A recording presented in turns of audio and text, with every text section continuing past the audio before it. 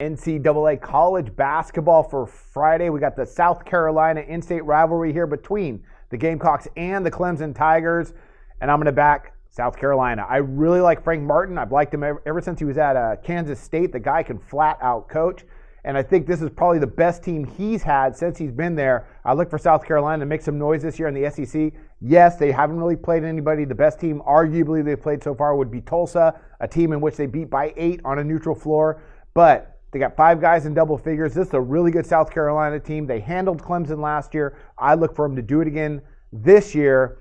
Oddsmakers came out with this line at -1.5 for South Carolina on this neutral floor, and that makes some sense. You got a really good Clemson team with some really good statistics, but at the end of the day, I really like South Carolina to go ahead and get this done. I think they're going to win this game handedly by more than 5 points at least.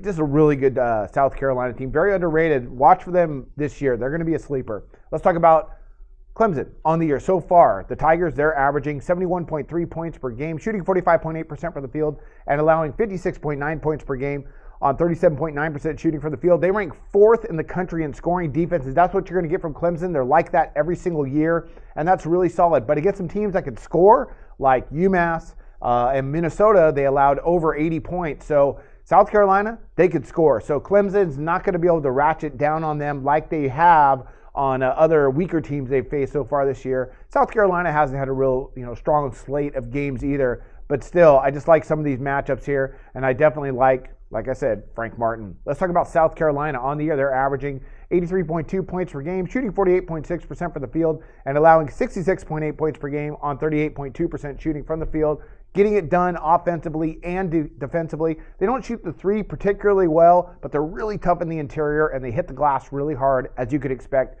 from a Frank Martin team. At the end of the day, we got -1.5. I think that's just too small here. I can kind of see why odds makers would set it.